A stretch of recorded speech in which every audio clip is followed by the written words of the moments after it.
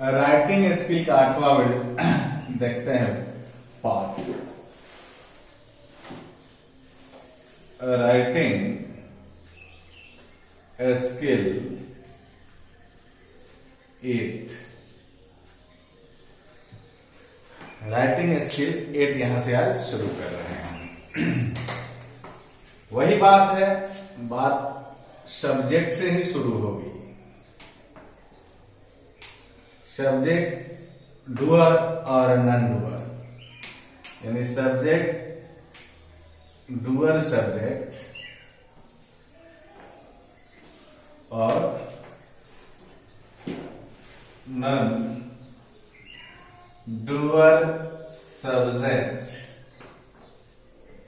Doer subject और non doer subject. आइए पहले पहचान पर बात करते हैं। पहचान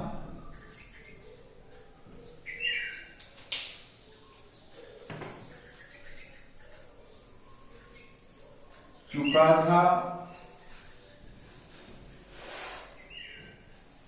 चुकी थी, चुके थे, आ था, ए थे,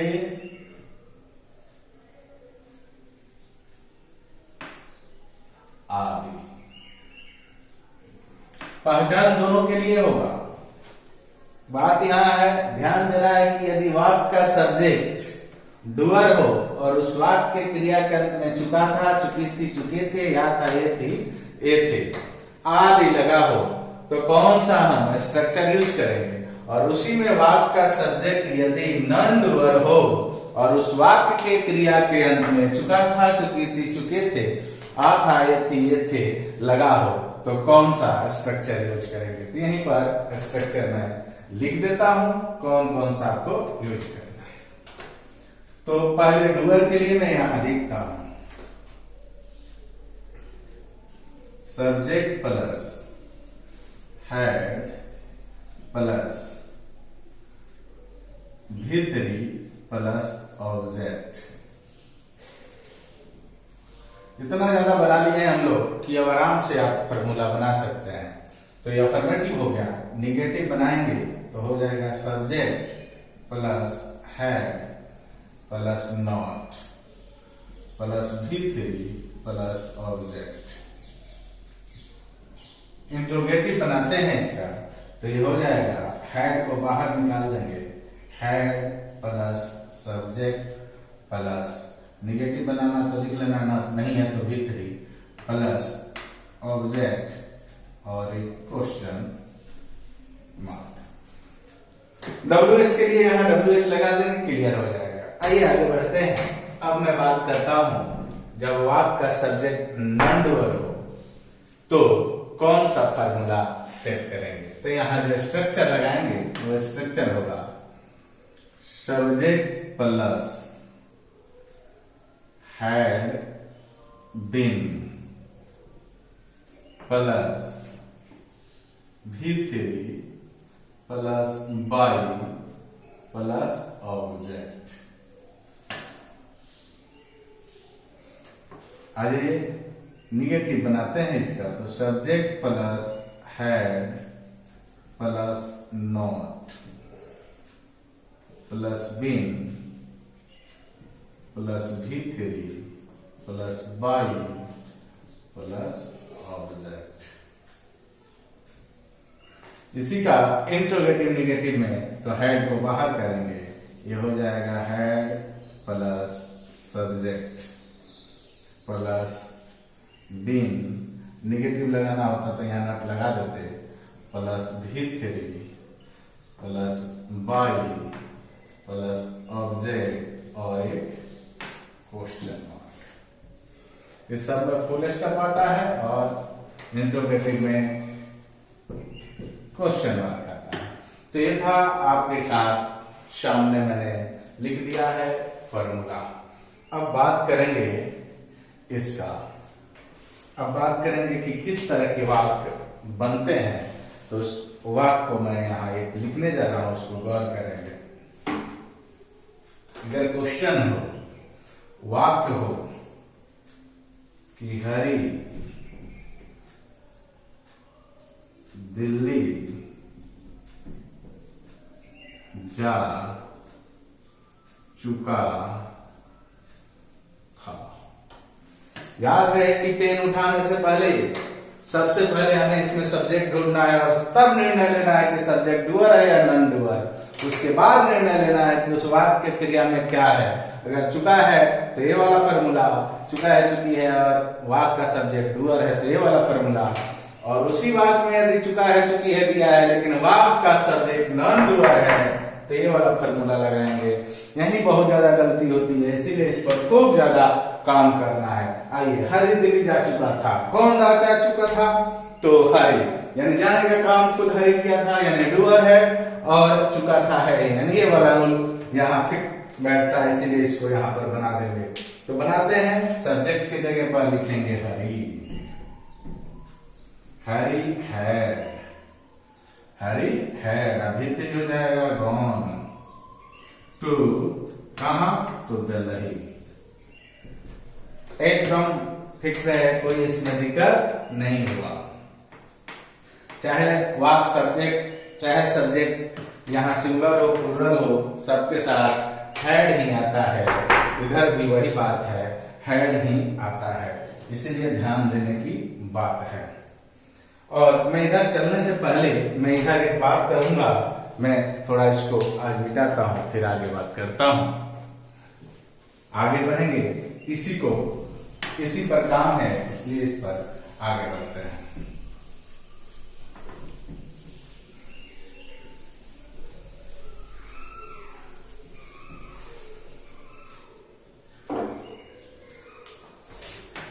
नियम है, एक नोट बना लीजिए, एक नोट में लिख लीजिए कि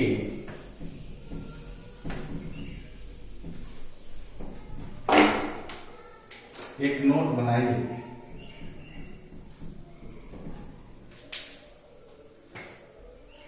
कि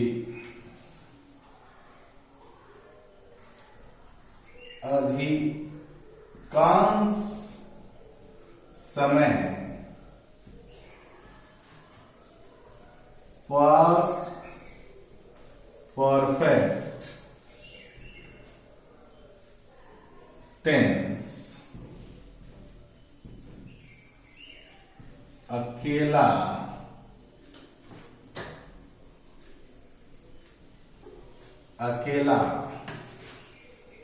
नहीं आता है। इसके साथ सिंपल पास्ट टेंस आता है। ध्यान देना है, अधिकांश समय क्या होता है, अकेला नहीं आता है, इसके साथ हमेशा सिंपल पास्ट टेंस आता है। जैसे मैं ये वाक्य लिखता हूं कि डॉक्टर के आने के पहले रोगी मर चुका था। ये बहुत फेमस वाक्य है, बहुत लोग बनाते हैं। क्या है कि डॉक्टर के आने से पहले रोगी मर चुका था।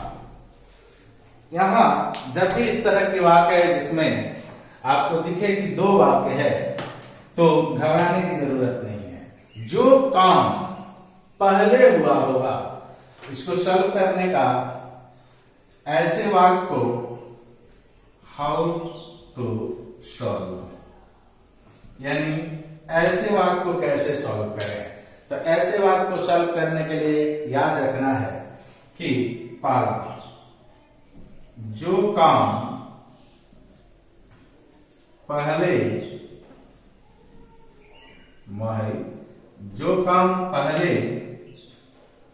हुआ हो उसे पास्ट परफेक्ट में अनुवाद करते हैं। दूसरा, जो काम बाद में हुआ हो उसे सिंपल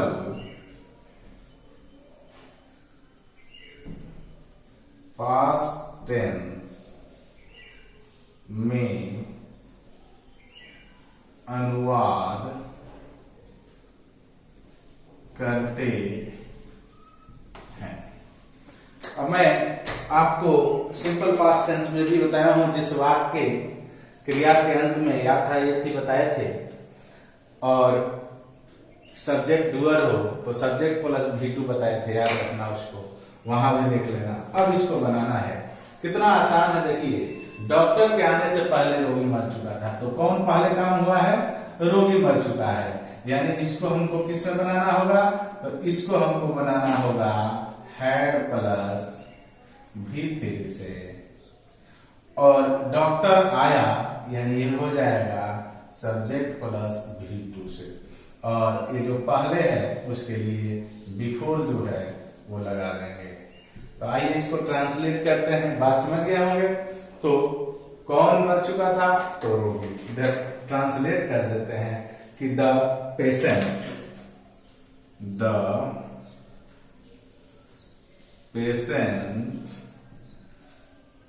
had died before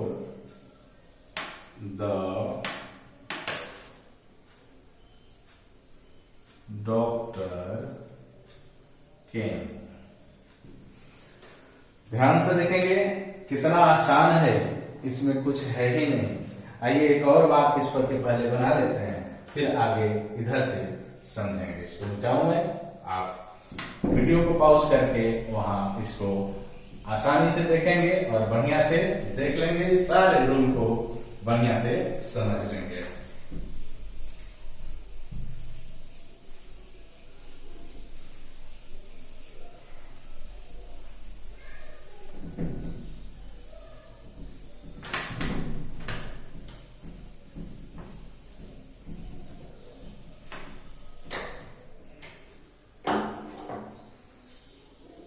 एक वाक्य लिखना हो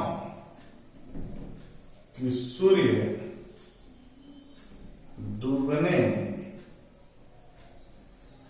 के बाद मैं घर आया। घबराने की नहीं बात है, इसमें भी दो काम हुआ है। सूर्य डूबने के बाद मैं घर आया, मैं कौन? यहाँ पहला काम कौन हुआ है? तो पहला काम हुआ है आखिर सूरज डूबा है। अगर सूरज डूबा है तो उसको पास्ट परफेक्ट में बनाएंगे। दूसरा काम क्या है कि मैं घर आया, तो मैं घर आया बाद में है तो सिंपल पास्ट टेंस में बनाएंगे यानी V2 से। तो मैं ऐसे बना सकता हूं कि आई reached home, I reached home after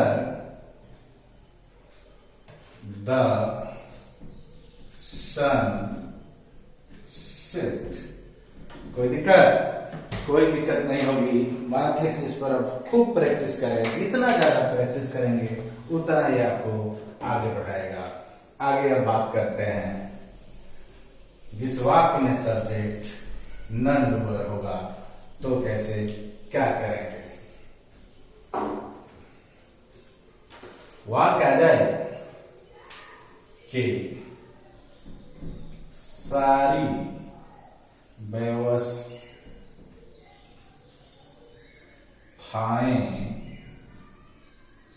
की जा चुकी थी।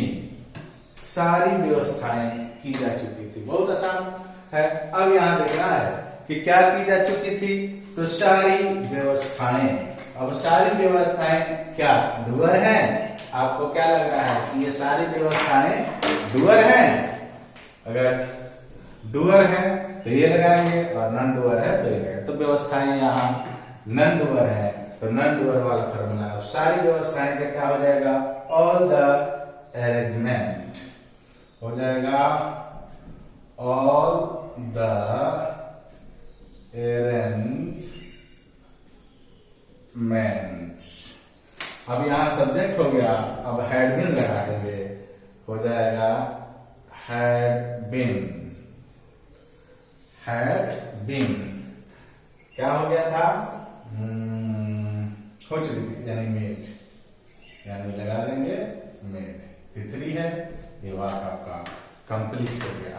तो ऐसे वाक्य जिसमें नॉन डुअर हो वहां इस तरह से बनाएंगे, यानी ये वाले फॉर्मूले को करेंगे। एक और लिखते हैं,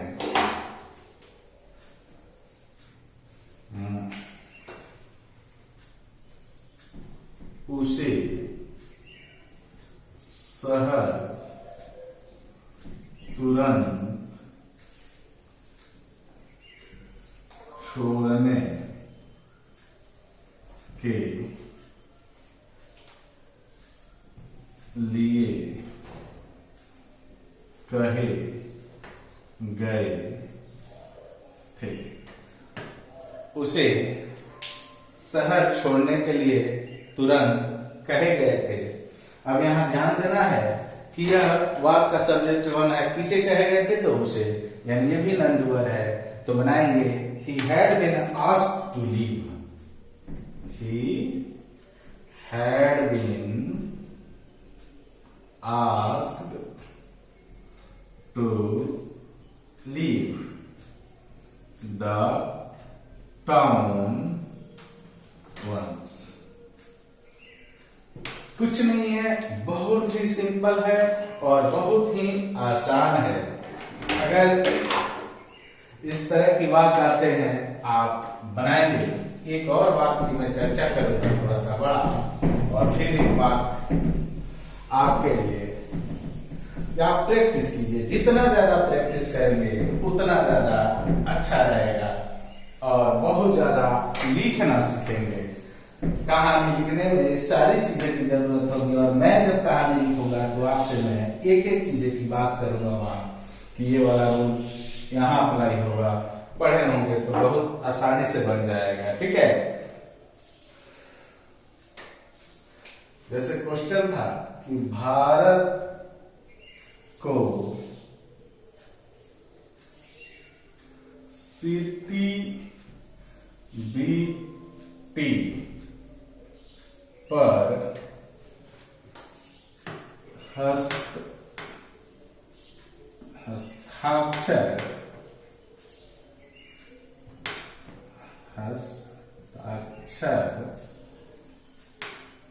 हस्ताक्षर करने के लिए बाध्य किया गया था।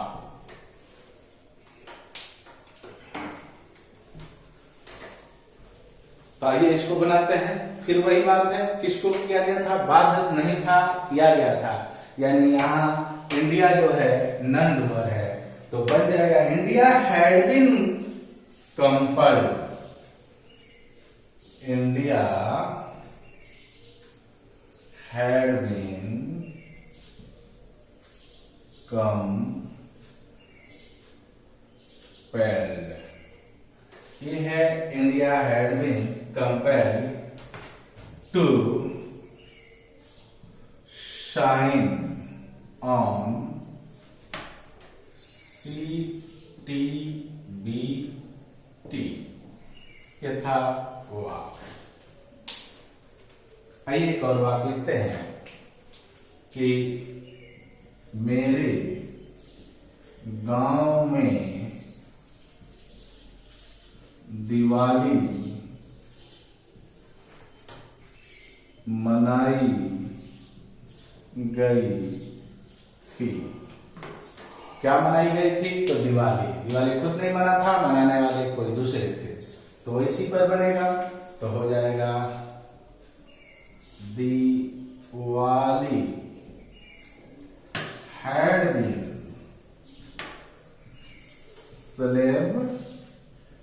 celebrated in my village। अब इस पर आप इंटरोगेटिव नेगेटिव बनाएंगे क्वेश्चन और आगे बढ़ेंगे। बहुत सारा चीज अभी सीखना है, इसके आगे अब मिलते रहेगा। अगर मेरा पढ़ाया हुआ अगर आपको अच्छा लग रहा है तो मेरे चैनल को सब्सक्राइब कीजिए और शेयर कीजिए, ताकि सारे बच्चे अंग्रेजी लिखना सीख सके, कहानी हिंदी से अंग्रेजी में ट्रांसलेट करना सीख सके। बाय।